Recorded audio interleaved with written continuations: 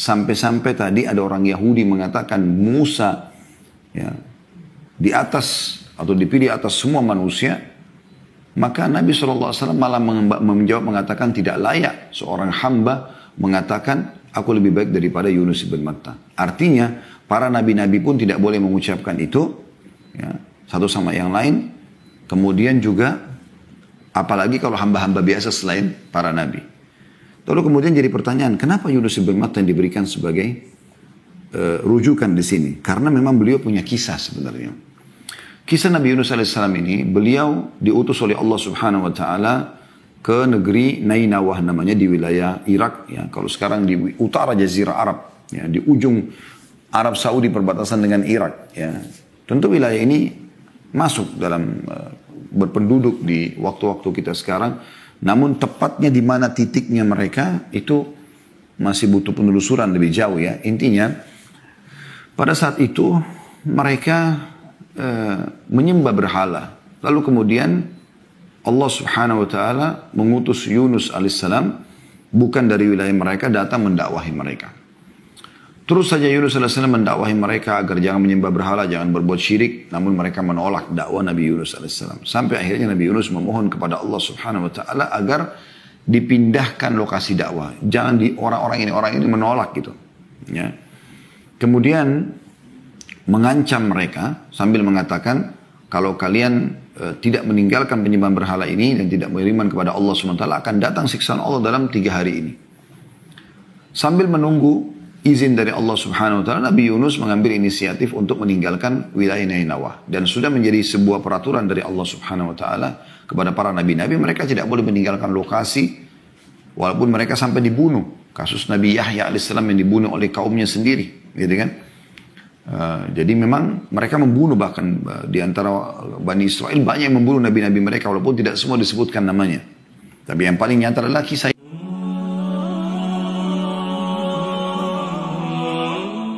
Assalamualaikum warahmatullahi wabarakatuh. Alhamdulillah wassalatu wassalamu ala rasulillah. Segala puji dan puja kehadirat Allah subhanahu wa ta'ala, juga salawat dan taslim kepada Nabi besar Muhammad sallallahu alaihi wa ala alihi wa sahbihi wasallam.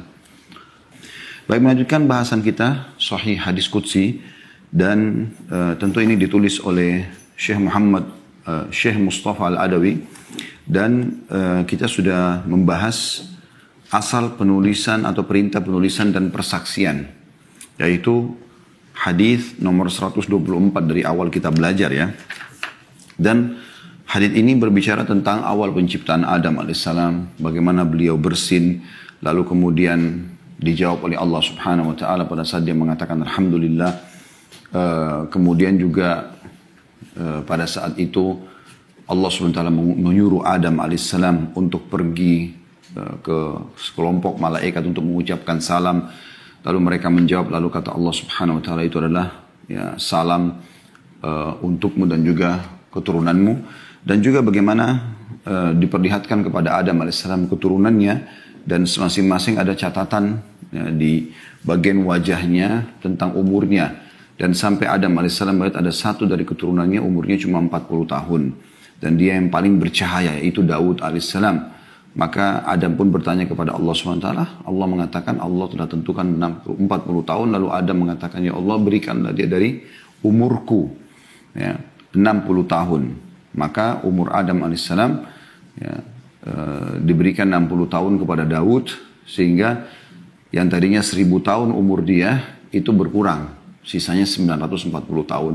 Nah, terakhir penutupannya adalah pada saat malaikat maut datang di umur 940 tahun Adam AS untuk mencabut ruhnya, maka dia pun berbicara dengan malaikat maut, kalau saya diberikan 1000 tahun, maka malaikat maut mengingatkan, engkau telah menghadiahkan 60 tahun umurmu untuk anakmu Daud. Maka pada saat itu sempat terjadi Daud dalam riwayat ini dikatakan fajahadat dzurriyyatuhu. Maka pada saat itu dia coba mendebati malaikat maut, maka keturunannya pun akhirnya banyak yang berdebat. Wa nasiya fanasiyat dzurriyyatuhu. Kemudian Adam pun melupakan apa yang sudah dia berikan 60 tahun itu kepada Daud alaihi wassalatu wassalam, maka keturunannya pun jadi ada yang lupa ya. Qala famin yawmaidin umira bil kitabi wasyuhud. Maka mulai pada saat itulah diperintahkan agar ada penulisan dan juga persaksian. Nah, ini sudah kita bahas tentunya panjang lebar pada pertemuan yang lalu. Kemudian setelah saya telusuri ternyata hadits nomor 125 dan 126 itu mirip dengan hadits ini walaupun tidak sempat kita baca pada pertemuan sebelumnya. Maka saya akan bacakan lalu kita akan masuk insya Allah ke bahasan kita.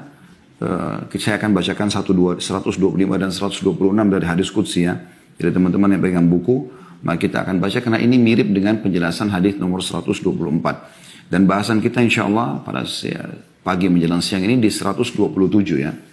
Saya akan bacakan dulu 125 karena memang hadisnya ini walaupun menguatkan hadis 124 tapi belum kita baca. Nah, yaitu ucapan Allah SWT kepada Adam yarhamukumullah, semoga Allah merahmatimu. Nomor 125 di sebelahnya ada tulisan sahih dari Anas bin Malik radhiyallahu anhu bahwasanya Rasulullah SAW bersabda, "Lamma nafakhallahu fi Adam ar-ruha, fabalagha ar-ruhu ra'sahu 'atash, faqala alhamdulillahi rabbil alamin, faqala lahu tabaraka wa ta'ala yarhamukullah." Ketika Allah meniupkan ruh dalam diri Adam, lalu ruh tersebut sampai di kepalanya, maka dia bersin lalu berucap alhamdulillahi rabbil alamin. Maka Rabb tabaraka wa ta'ala, Rabb yang maha berkah dan maha tinggi menjawab, yarhamukullah, semoga Allah merahmatimu, diriwayatkan oleh Ibnu Hibban. Dan ini tentu sudah kita jelaskan pada pertemuan sebelumnya ya. Salah satu faedah yang kita ambil dari hadits adalah pentingnya untuk tashmid. Tashmid itu artinya menjawab dan mendoakan orang yang memuji Allah pada saat bersin. Jadi kalau teman atau kerabat Anda atau pasangan Anda atau orang tua Anda, siapa saja bersin, Anda kenal tidak kenal, apalagi di sini syaratnya dia muslim ya. Kalau dia mengatakan bersin, alhamdulillah, Anda disunnahkan mengatakan yarhamkallah kalau laki-laki, yarhamkillah kalau perempuan. Ya. Jadi ini sunnah Nabi SAW dan ini tashmid namanya. Salah satu dari hak muslim terhadap muslim yang lain. Dan ini hadisnya. Dan ini tentu tidak kita syarahkan lagi karena sudah kita jelaskan. Cuma hadisnya belum dibaca maka saya bacakan. Kemudian juga hadis selanjutnya 126. Di sebelah dengan sanad sahih judulnya Salam Penghormatan Kaum Muslimin.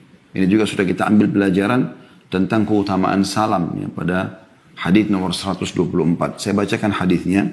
Dari Abu Hurairah radhiyallahu anhu bahwa Rasulullah sallallahu alaihi wasallam bersabda, "Khalaqallahu Adama ala suratihi. طوله 60 ذراعا فلما خلقه قال اذهب فسلم على هؤلاء نفر من الملائكة جلوس فاستمع ما يحيونك فإنها تحيتك وتحية ذريتك فقال السلام عليكم فقالوا السلام عليك ورحمة الله فزادوه ورحمة الله فكل من يدخل الجنة على صورة آدم فلم يزل الخلق ينقص بعد حتى الآن."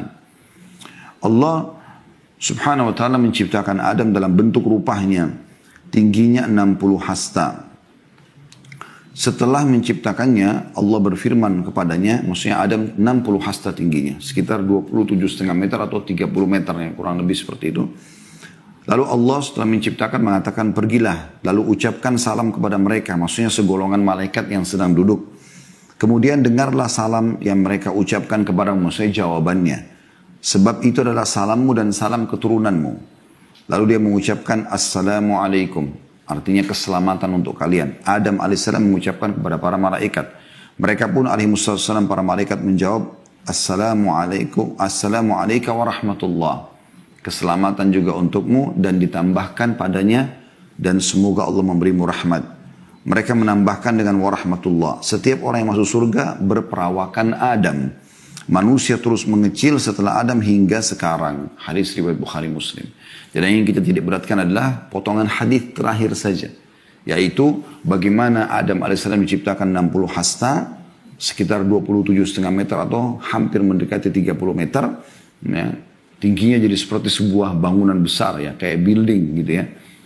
Kemudian kata Nabi SAW manusia terus mengecil. Sampai sekarang maksudnya sampai di waktu beliau hidup. Ada juga yang mengatakan sampai menjelang hari kiamat. Makanya sekarang kalau ada orang yang tingginya 2 meter aja sudah dianggap tinggi sekali di zaman kita kan. 2 meter. Padahal di zaman Adam AS diciptakan 60 hasta. 27,5 meter. Jadi beda jauh sekali. Jadi masih sekitar 25 meter kurang lebih antara kita sama Adam AS. Beda jauh. 25 meter sangat tinggi. Anda kalau punya rumah, biasanya rumah itu normalnya tingginya kan 3 meter ya. Antara lantai ke atap 3,5 meter. Kalau ada 5 meter itu sudah tinggi sekali.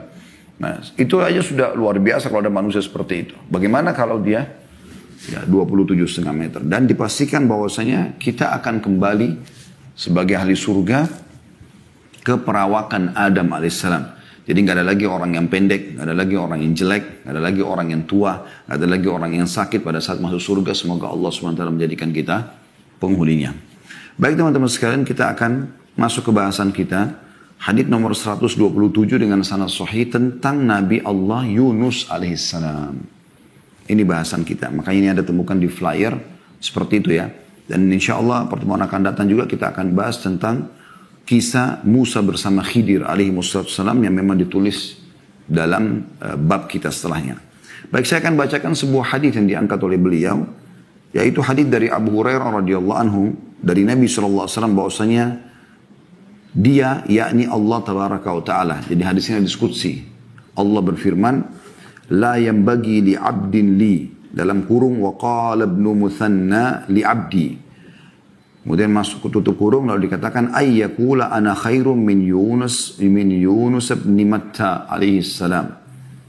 Tidak patut bagi hamba milikku kata Allah. Lalu dalam kurung Ibnul Muthanna mengatakan, maksudnya perawi hadis yang menukil dalam sanad hadis dari Abu Hurairah mengatakan bagi hambaku. Jadi bisa ada dua riwayat li abdin li au li abdi. Hamba milikku atau hambaku kata Allah SWT. Tidak layak bagi hambaku yang mengatakan aku lebih baik daripada Yunus bin Matta alaihi salatu wassalam. Hadis riwayat Muslim dan Bukhari. Jadi hadis ini setelah saya lihat judulnya dan saya baca hadisnya, ternyata memang hadis ini berbicara tentang Nabi Yunus alaihissalam. Tepatnya keutamaan Yunus alaihissalam. Dan kita akan ambil insyaallah 2 buah pelajaran dari hadis ini yang akan kita rincikan. Semoga Allah berkahi dan ikhlaskan niat kita dan memberikan sebagai ilmu tambahan buat kita, yaitu tentang kisah Yunus alaihissalam dan juga tentang masalah pentingnya tawadhu, merendah di dalam Islam. Baik teman-teman sekalian, saya akan coba bacakan dulu beberapa hadis ya, selain hadis qudsi ini yang mirip dengan hadis ini, yaitu hadis yang diriwayatkan Imam Bukhari. Kalau ada yang mau catat silakan di nomor 3412 ya. Imam Bukhari meriwayatkan di nomor 3412 dan Imam Ahmad meriwayatkan di jilid 1 halaman 390. Imam Ahmad di jilid 1 halaman 390, juga beliau ulangi di 440, beliau juga ulangi di 443. Yang bunyinya kata Nabi SAW, jadi hadis ini sahih riwayat Bukhari. La yanbaghi li 'abdin an yaqul ana khairu min Yunus bin Matta. Tidak layak dan tidak boleh sebenarnya bagi seorang hamba mengatakan aku lebih baik daripada Yunus bin Matta. Ya, Nabi Yunus alaihissalam sama ayahnya Matta. Juga dalam hadis yang lain ya, diriwayatkan juga oleh Bukhari dengan nomor yang sama 3412. Jadi dari satu nomornya dan beberapa riwayat yang beliau nukil. Namun ini juga diriwayatkan oleh Imam Muslim di nomor 2377. Dan Imam Ahmad mengulangi hadis ini di banyak sekali ya, di halaman-halaman musnad beliau, di jilid 1 halaman 242, 245, 292, 342, 348 dan juga Abu Daud sebutkan di nomor 4669. Intinya diriwayatkan oleh Bukhari, Muslim dan Imam Ahmad juga Abu Daud. Sabda Nabi SAW, ma yanbaghi li 'abdin an yaqula inni khairum min Yunus bin Matta. Tidak layak bagi seorang hamba mengatakan aku lebih baik daripada Yunus bin Matta. Jadi ini lafaz-lafaz riwayat ya. Abu Hurairah menukil, ini kebetulan saya ambil dari sahih kisah Nabi, kisah Sul Anbiya. Dan ini diambil dari kitab Sahih Bukhari tentang perkataan permasalahan ini ya. Abu Hurairah meriwayatkan bahwa seorang muslim menampar seorang Yahudi dan yang mengatakan Yahudi ini tidak demi zat yang telah memilih Musa atas semua manusia. Maka karena kejadian itu Nabi SAW menyebutkan hadis di atas. Tidak layak bagi seorang hamba mengatakan bahwasanya aku lebih baik daripada Yunus ibn Matta. Dan ini pernyataan yang luar biasa ya. Bagaimana harusnya seseorang memahami masalah ini. Nanti kan kita jelaskan di sini. Kemudian Imam Bukhari berkata, dan aku tidak mengatakan bahwa ada seseorang yang lebih baik daripada Yunus ibn Matta. Hadis riwayat Bukhari di nomor yang tadi sama, kurang lebih 4 nomor setelahnya, 34, 16. Dan Muslim juga meriwayatkan di 2376. Baik teman-teman sekalian, hadis ini menyebutkan kepada kita tentang keutamaan Nabi Yunus alaihissalam. Bagaimana beliau alaihissalatu wassalam memiliki kedudukan yang sangat tinggi di sisi Allah subhanahu wa ta'ala. Sampai-sampai tadi ada orang Yahudi mengatakan Musa ya, di atas atau dipilih atas semua manusia. Maka Nabi SAW malah menjawab mengatakan tidak layak seorang hamba mengatakan aku lebih baik daripada Yunus ibn Matta. Artinya para nabi-nabi pun tidak boleh mengucapkan itu ya, satu sama yang lain. Kemudian juga apalagi kalau hamba-hamba biasa selain para nabi. Lalu kemudian jadi pertanyaan, kenapa Yunus ibn Matta yang diberikan sebagai rujukan di sini? Karena memang beliau punya kisah sebenarnya. Kisah Nabi Yunus alaihissalam ini, beliau diutus oleh Allah subhanahu wa ta'ala ke negeri Nainawah namanya di wilayah Irak. Ya, kalau sekarang di utara Jazirah Arab, ya, di ujung Arab Saudi perbatasan dengan Irak. Ya. Tentu wilayah ini masuk dalam berpenduduk di waktu-waktu kita sekarang. Namun tepatnya di mana titiknya mereka itu masih butuh penelusuran lebih jauh ya. Intinya pada saat itu mereka menyembah berhala. Lalu kemudian Allah subhanahu wa ta'ala mengutus Yunus alaihissalam bukan dari wilayah mereka datang mendakwahi mereka. Terus saja Yunus alaihissalam mendakwahi mereka agar jangan menyembah berhala, jangan berbuat syirik. Namun mereka menolak dakwah Nabi Yunus alaihissalam. Sampai akhirnya Nabi Yunus memohon kepada Allah subhanahu wa ta'ala agar dipindahkan lokasi dakwah. Jangan di orang ini menolak gitu. Ya. Kemudian mengancam mereka sambil mengatakan kalau kalian tidak meninggalkan penyembahan berhala ini dan tidak beriman kepada Allah subhanahu wa ta'ala akan datang siksaan Allah dalam 3 hari ini. Sambil menunggu izin dari Allah subhanahu wa ta'ala, Nabi Yunus mengambil inisiatif untuk meninggalkan wilayah Nainawah. Dan sudah menjadi sebuah peraturan dari Allah subhanahu wa ta'ala kepada para nabi-nabi, mereka tidak boleh meninggalkan lokasi, walaupun mereka sampai dibunuh. Kasus Nabi Yahya alaihissalam yang dibunuh oleh kaumnya sendiri. Gitu kan? Jadi memang mereka membunuh bahkan di antara Bani Israel, banyak yang membunuh nabi-nabi mereka, walaupun tidak semua disebutkan namanya. Tapi yang paling nyata adalah kisah Yahya alaihissalam. Ya, sebuah mukjizat Allah SWT kepada ayahnya Zakaria yang sudah sangat tua 100 tahun lalu kemudian memiliki anak Yahya yang Allah jadikan sebagai nabi. Mereka bunuh.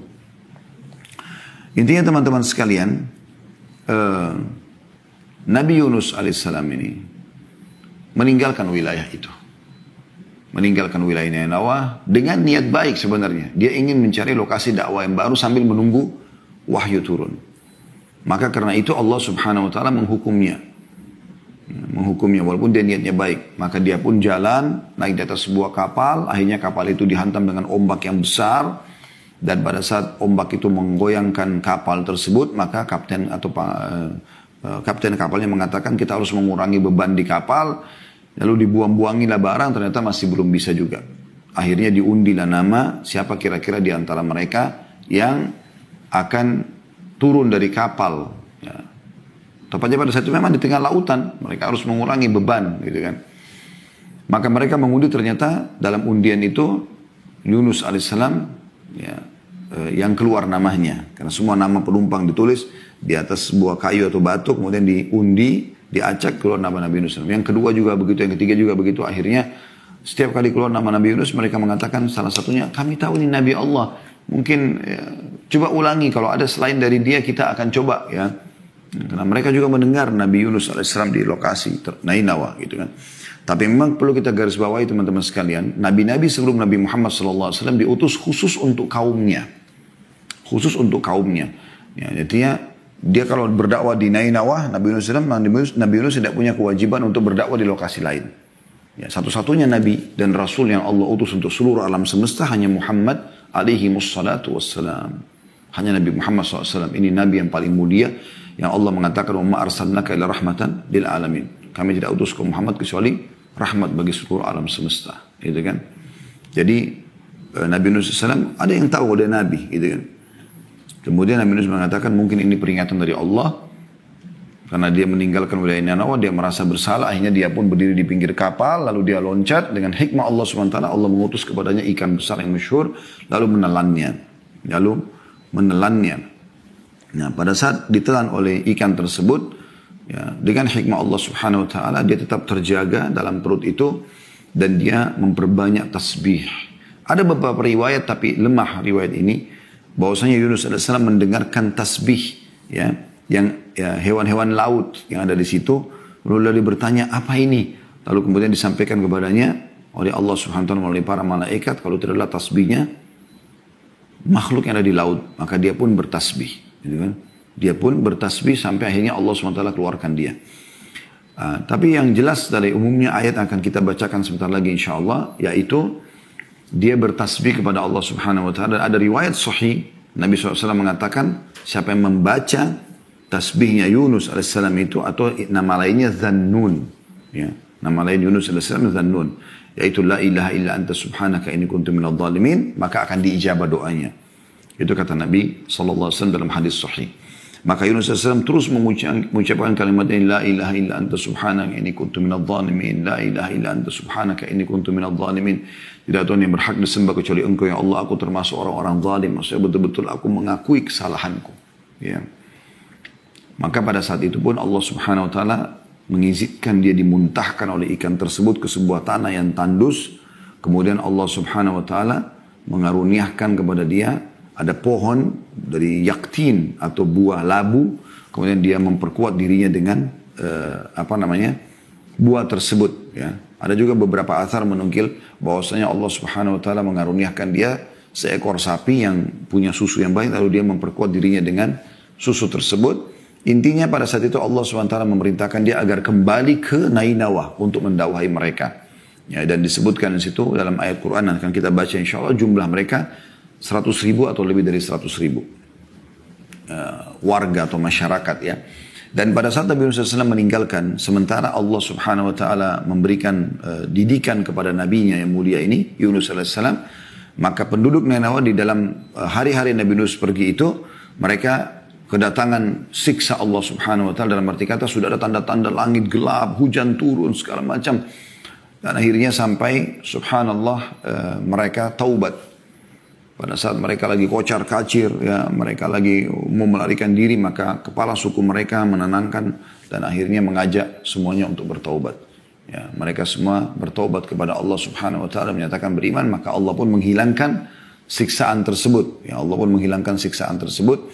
Dan akhirnya mereka menyatakan beriman kepada Nabi Yunus. Bahkan mereka memohon agar Allah SWT mengembalikan Yunus kepada mereka. Alaihissalatu wassalam. Intinya Yunus SAW kembali dan akhirnya mereka beriman kepadanya.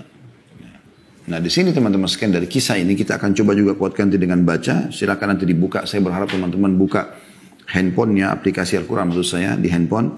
3 surah, ya, surah Shaffat, ada surah Anbiya dan surah Yunus.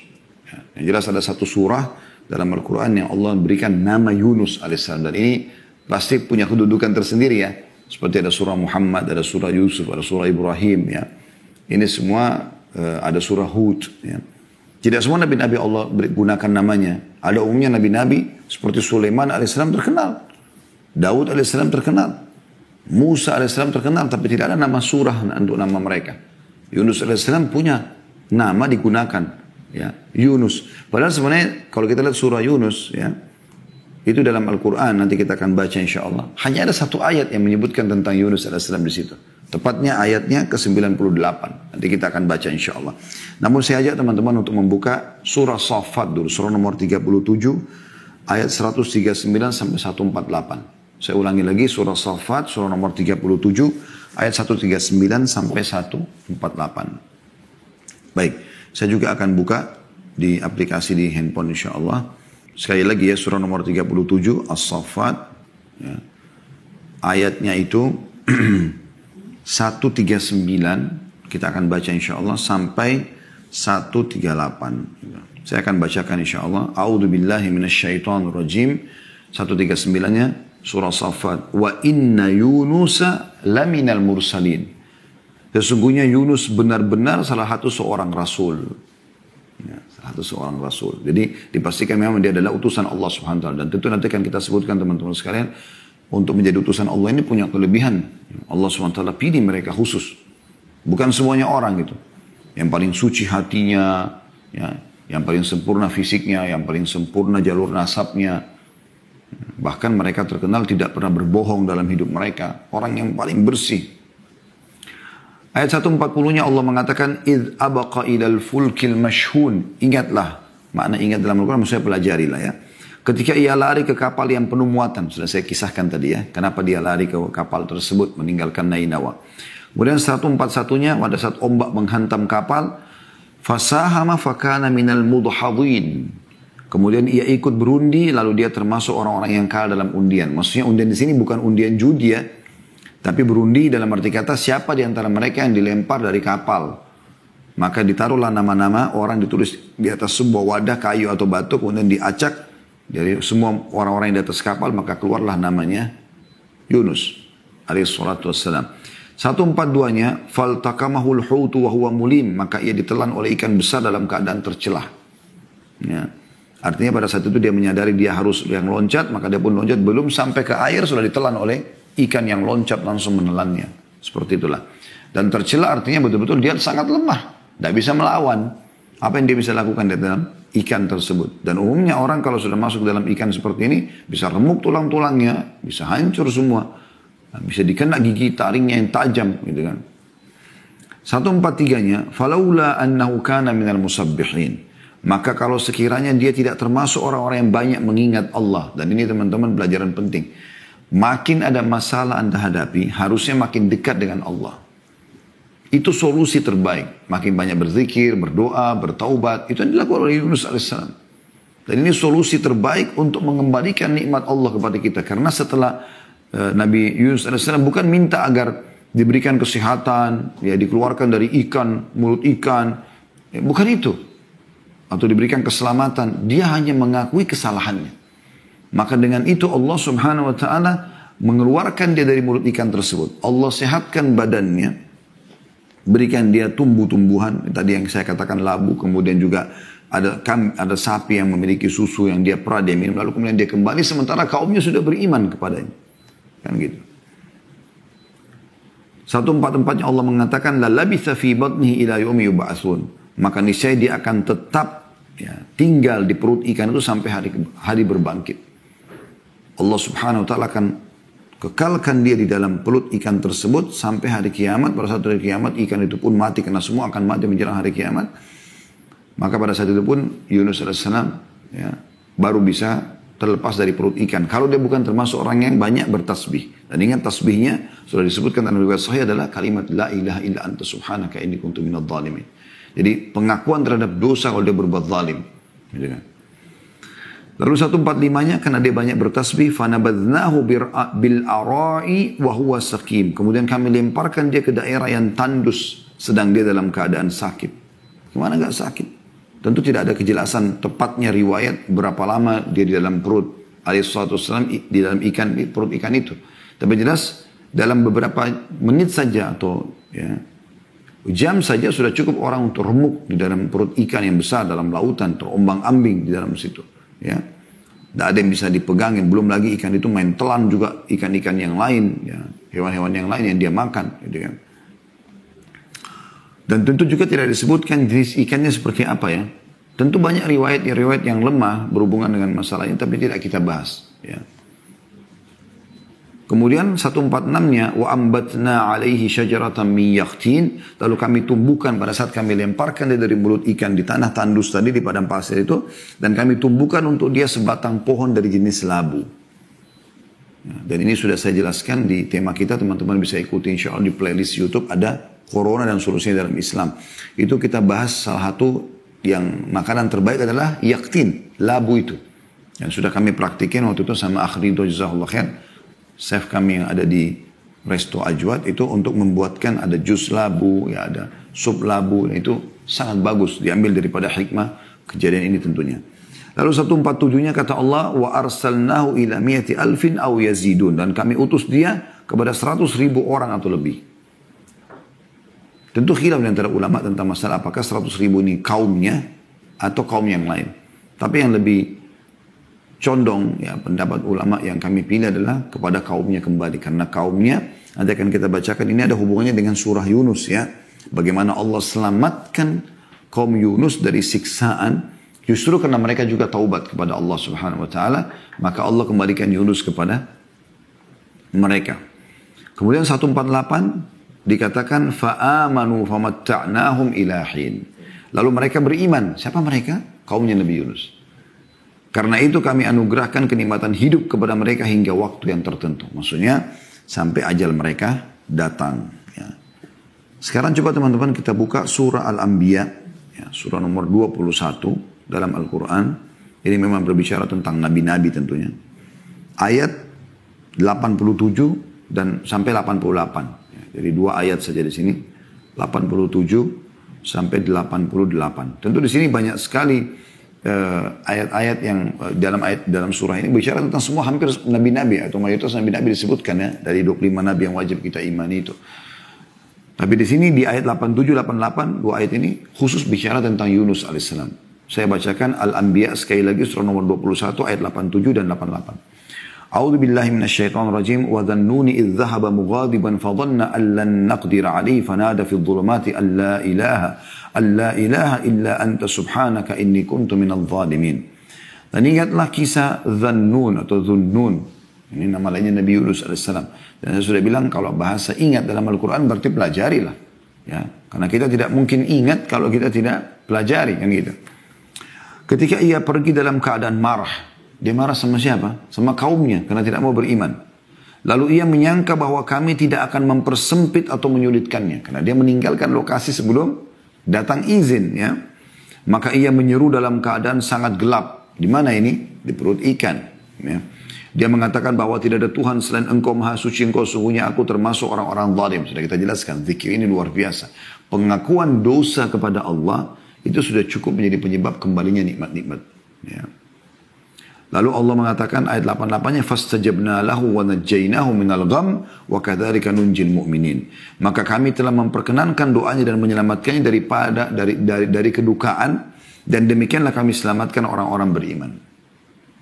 Ya, karena dia bertaubat maka Allah selamatkan dia. Yang terakhir teman-teman kita ke surah Yunus surah nomor 10 dalam Al-Qur'an dan kita akan baca ayat 98. Nah, ini cuma satu ayat saja ya. Ini tentang bagaimana penduduk Nainawa Allah selamatkan karena beriman. Ya. Bunyi a'udzubillahi minasyaitonir rajim falaula kanat qaryatun amanat fanafa'aha imanuha illa qauma yunus lamma amanu kashafna anhum adzabal khizyi fil hayatid dunya wa matta'nahum ila hin. Dan mengapa tidak ada penduduk satu kota yang beriman lalu imannya itu bermanfaat kepadanya selain kaum Yunus. Jadi umumnya orang-orang yang kafir seperti kaum Lut, ya, kaumnya Nabi Ibrahim, ya, Namrud, kemudian kaum Nabi Musa, Fir'aun, ya, banyak kaum-kaum yang subhanallah Allah ceritakan kaumnya Nabi Shu'aib di Madian, kaum Nabi Saleh, ya, di Madain Saleh, mereka kufur kepada Allah SWT. Tapi mereka tetap bertahan dengan kufurannya sampai hanya azabnya Allah itu menimpa mereka. Nah, kaum Nabi Yunus berbeda. Pada saat mereka sudah melihat tanda-tanda itu, mereka segera kembali kepada Allah Subhanahu wa taala pada saat itu. Maka akhirnya Allah mengatakan, tidak ada keimanan satu kota bermanfaat kecuali kaumnya Nabi Yunus. Ini satu-satunya berarti kaum yang Allah selamatkan yang tadinya akan datang azab kepada mereka. Kenapa? Karena mereka beriman, ya. Mereka taubat pada saat itu. Tak kala mereka kaum Yunus beriman, mereka langsung sujud minta kepada Allah SWT agar diberikan kesempatan beriman. Maka kami hilangkan dari mereka azab yang menghinakan dalam kehidupan dunia. Dan kami beri kesenangan kepada mereka sampai waktu tertentu. Dan subhanallah ayat ini teman-teman yang menjadi saksi bahasan kenapa dinamakan surah Yunus. Karena nama Yunus alaihissalam disebutkan di sini. Walaupun ayat-ayat yang lain sudah tidak berbicara lagi tentang Yunus alaihissalam. Ya. Baik teman-teman sekalian, kita masuk ke Poin penting dalam masalah ini masih dalam atau saya mungkin tadi mengatakan 2 pelajaran, saya jadikan 3 pelajaran ya. Jadi yang pertama ini kisah sebenarnya, kisah Yunus alaihissalam. Yang kedua adalah kedudukan para nabi-nabi sendiri, kedudukan para nabi-nabi sendiri. Baik, teman-teman sekalian, nabi-nabi ini memang adalah pilihan-pilihan Allah Subhanahu Wa Taala. Mereka pilihan Allah Subhanahu Wa Taala. Mereka memang orang-orang yang terpilih dan keistimewaannya luar biasa gitu, luar biasa keistimewaan mereka. Ya. Di antara yang bisa kami simpulkan dari keistimewaannya para nabi-nabi itu, yang pertama, kalau ada yang mau catat tentu silahkan ya. Allah Subhanahu Wa Taala memilih para rasul dan nabi yang memiliki fisik dan paras wajah lebih daripada manusia biasa. Dan Allah Subhanahu Wa Taala telah menggambarkan tentang kisah Yusuf alaihissalam, bagaimana dalam surah Yusuf ya, Allah SWT menggambarkan bagaimana para wanita Mesir tertarik pada dia dengan ketampanannya sampai akhirnya memotong jari-jari mereka dan tidak sadar kalau sedang dipotong, yang dipotong adalah jari mereka. Anda bisa kembali kepada surah Yusuf. Begitu juga dengan bagaimana Allah gambarkan kekuatan fisik yang Allah berikan kepada Musa alaihissalam pada saat mengangkat batu sendirian di wilayah Madian yang tadinya harus diangkat dengan 10 orang. Ya. Nah, ini contoh, dan bagaimana juga itu digambarkan kepada Nabi tentang Nabi SAW. Ka'ab bin Malik radhiyallahu anhu berkata, bagaimana beliau mengatakan bahwasanya saya pernah melihat bulan purnama sangat indah dan saya tertarik sampai tidak mau mengalihkan pandangan mata saya, dan kebetulan itu di depan rumah Nabi SAW. Kemudian tiba-tiba terdengar suara pintu rumah Nabi SAW, saya pun mengarahkan wajah saya ke rumah Nabi, ternyata Nabi lagi keluar SAW. Dan beliau baru selesai mandi menyisir rambutnya dengan rapi, maka saya temukan Nabi lebih indah daripada bulan itu. Ya. Bagaimana juga Ali bin Abi Thalib mengatakan, kalau kami sedang mengalami tekanan dalam peperangan, medan perang, maka kami semua berlindung di belakang Nabi SAW. Jadi Allah berikan kelebihan mereka. Juga Allah Subhanahu Wa Taala, itu bisa kita bahasakan yang pertama ya, Allah berikan kelebihan fisik dan juga paras wajah ya. Yang kedua, Allah mengandalkan mereka akhlak yang mulia. Ya. Jadi para nabi-nabi ini terjaga semuanya. Terjaga semuanya dari akhlak-akhlak yang buruk. Ya. Anda bisa kembali ke kajian sirah nabawi kami sudah sebutkan itu. Bagaimana Nabi Muhammad SAW sebelum diutus menjadi nabi, itu beliau sendiri memang tidak pernah bisa untuk melakukan perbuatan-perbuatan yang tanda kutip akan dianggap tercela. Seperti pernah dalam sebuah kisah saya sebutkan waktu itu dan dinukil dalam beberapa buku sirah ya, tentang bagaimana Nabi Muhammad SAW waktu sedang mengembala kambing. Teman-teman pada cerita, teman pengembala kambing yang lain, kalau ada acara perkawinan di sana dan ada begini dan begitu. Dan kebetulan acara perkawinan mereka sudah tahu ada perempuan menari, ada musik-musik gitu kan. Maka Nabi Muhammad SAW mengatakan, saya coba akan melihatnya. Ini sebelum masa kenabian. Namun subhanallah beliau tertidur. Ya, di hari kedua juga begitu, sampai hanya beliau di hari ketiga mengatakan, kalau begitu memang saya tidak akan pernah melihat acara seperti ini. Jadi Allah SWT menjaga mereka. Jalurnya tuh, jalur nasabnya, mereka terjaga dengan akhlak yang mulia. Makanya Allah memuji Nabi Muhammad SAW, wa innaka la'ala khuluqin azim. Maksudnya kau memiliki akhlak yang mulia. Dan ini semua tentu tujuannya supaya mereka bisa menyampaikan dakwah yang benar. Nah, mereka jadi suri teladan yang baik, mereka santun, mereka ramah, mereka penyabar. Waktu Nabi Muhammad SAW diganggu oleh sebagian orang Badui yang ingin memaksa beliau untuk meminta harta dengan cara kasar, sudah minta uang, lalu kasar kata Nabi SAW, semoga Allah merahmati saudaraku Musa. Beliau sebutkan Musa, ya. Dia telah disakiti lebih daripada ini, lalu dia bersabar. Artinya mereka punya sifat akhlak yang mulia, penyabar itu. Yang ketiga teman-teman sekalian, mereka memiliki jalur nasab yang mulia dan terpandang, ya, terpandang. Ini kedudukan tersendiri lagi. Ya, jadi tidak ada mereka itu dari anak zina, tidak jelas statusnya, semua pasti jalurnya bagus. Yang keempat, para nabi-nabi itu memang orang-orang yang sangat cerdas. Ya. Bagaimana disebutkan dalam Al-Quran kisah tentang Ibrahim alaihissalam pada saat berargumentasi, ya, menghadapi Namrud. Bagaimana Musa alaihissalam dengan Harun alaihissalam pada saat menghadapi Fir'aun berargumentasi depan mereka. Bagaimana Nabi Muhammad SAW menghadapi mereka, ya, orang-orang Quraisy, orang-orang munafik, ya. Sampai pernah ada orang munafik sudah jelas-jelas, ya, yang luar biasa mereka coba, ya,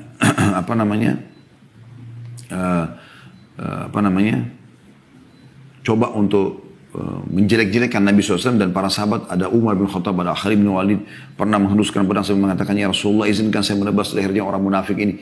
Maka kata Nabi SAW, jangan, nanti apa yang akan dikatakan orang Muhammad membunuh teman-temannya. Jadi beliau punya retorika yang luar biasa dalam menghadapi orang-orang seperti ini. Yang kelima teman-teman sekalian, para nabi-nabi diberikan wahyu dan tidak diberikan kepada manusia biasa. Nah, ini keutamaan tersendiri. Ya. Yang keenam, mereka terjaga dari semua dosa-dosa. Ya. Kemudian yang ketujuh, pada saat tertidur, hati mereka tetap terjaga. Berbeda dengan manusia biasa, kalau tidur maka mereka sudah melupakan yang lain. Ya. Makanya Nabi SAW mengatakan tidak ada seorang Nabi pun yang mau meninggal kecuali Allah tawarkan kepada dia.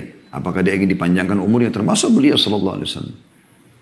Ya. Pada saat beliau mau wafat, dinukil dalam beberapa riwayat yang sahih, kalau beliau ditawarkan untuk dipanjangkan umur sampai menjelang hari kiamat sambil memimpin dunia, atau beliau memilih untuk kembali kepada Allah SWT, maka beliau mengucapkan bari rafiqul a'la sambil menuju ke langit. Maksudnya dia lebih memilih untuk kembali kepada Tuhannya sallallahu alaihi wa ala alihi wa sahbihi wasallam.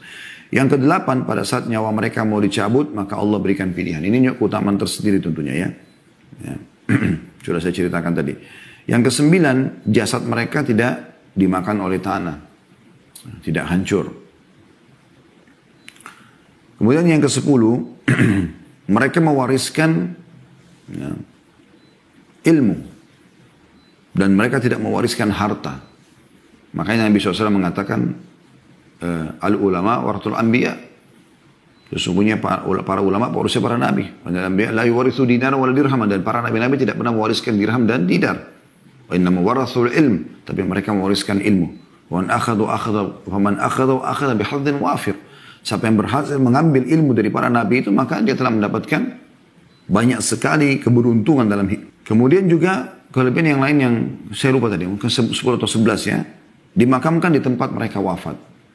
Makanya Nabi SAW mengatakan, ya, tidak ada setiap nabi-nabi yang meninggal maka akan diwafatkan di tempat mereka meninggal. Makanya Nabi SAW dikubur di kamar Aisyah karena meninggal di situ. Alaihi salatu wassalam. Kemudian juga yang ke-12 ya mungkin ini. Para nabi-nabi dan rasul khusus dari kalangan laki-laki, tidak ada perempuan. Semua laki-laki. Kemudian yang ke-13 adalah mereka adalah orang-orang yang merdeka dan bukan budak. Jadi tidak ada mantan budak segala macam. Kalau ulama ada. Atha bin Abi Rabah ya, itu dari mantan budak. Bahkan para sahabat Nabi ada. Seperti Salman Al-Farisi, Bilal bin Rabah, Suhaib Ar-Rumi. Ini semua dulu bekas-bekas budak, tapi hanya mereka merdeka gitu kan. Tapi para nabi-nabi tidak ada seperti itu. Yang ke-14, doa para nabi diijabah oleh Allah Subhanahu wa taala. Ya. Jadi doa-doa mereka mustajab. Maka Nabi SAW mengatakan semua nabi-nabi punya doa pamungkas, dan aku simpan doaku itu untuk umatku di hari kiamat nanti. Ini luar biasa gitu kan. Oleh karena itu Nabi SAW punya kedudukan yang sangat tinggi gitu.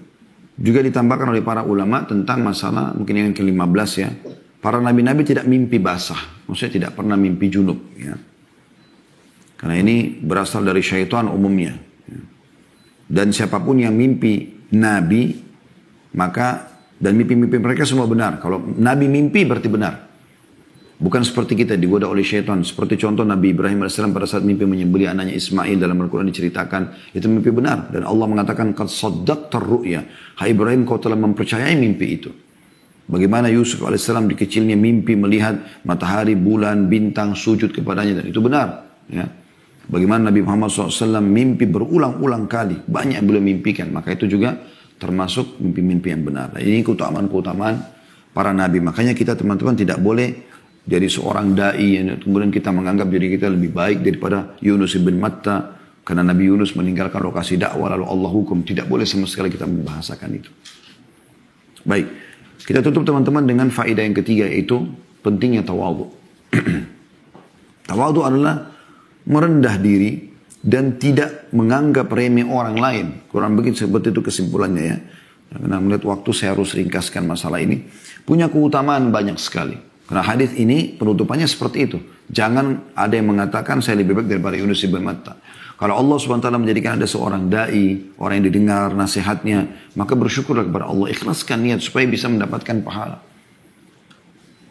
Di mana Nabi SAW bersabda, "Ma naqasat shadaqatun min malin wa ma zadallahu 'abdan bi afwin illa 'izza wa ma tawadha'a ahadun lillahi illa rafa'ahullah." Ya. Sedekah tidaklah mengurangi harta. Tidaklah Allah menambahkan kepada seorang hamba sifat pemaaf, melainkan akan semakin memuliakan dirinya. Dan juga tidaklah seseorang memiliki sifat tawadu atau rendah hati, karena Allah, melainkan Allah akan meninggikannya. Hadis riwayat Imam Muslim, dan ini hadis yang mulia sekali. Bagaimana kalau orang merendah karena Allah SWT, makin Allah berikan ilmu, makin Allah berikan harta, maka makin dia merendah, bukan makin sombong. Ya, jadi itu diambil dari pelajaran ini. Ya. Begitu juga dengan sabda Nabi SAW dalam hadis riwayat Muslim, "Wa inna Allah auha ilayya an tawadha'u." Allah mewahyukan kepadaku agar kalian semua saling bertawadu, hatta la yafkhar ahadun ala ahadin wa la yabghi ahadun ala ahad. Janganlah seseorang menyombongkan diri satu sama yang lain. Ya, itu wahyunya Allah kepada Nabi Muhammad SAW. Dan jangan juga, Allah mewahyukan kepadaku agar kalian semua memiliki sifat tawadu, merendah, gitu kan. Dan jangan sampai berbangga diri atau menyombongkan diri terhadap orang lain dan melampaui batas terhadap orang, agar jangan sampai melampaui batas orang. Jadi banyaknya orang melampaui batas, mengambil hak orang lain justru karena masalah tidak tawadhu, ya, tidak tawadhu. Dan ini cukup banyak contoh dari Nabi SAW bagaimana beliau sangat bertawadhu, sangat bertawadhu. Baik teman-teman sekalian, mohon maaf ini karena sudah masuk waktu ya duhur. Ada pertanyaan-pertanyaan yang masuk, saya belum bisa membaca pertanyaan ini. Yang saya harapkan adalah teman-teman bisa mengambil pelajaran dari sini. Tentu kita tidak mungkin menunda sholat kita, karena kita juga akan mengejar awal waktu. Sekali lagi saya mohon maaf karena belum bisa membaca pertanyaan pada kesempatan ini. Semoga insya Allah di lain waktu kita bisa membaca itu.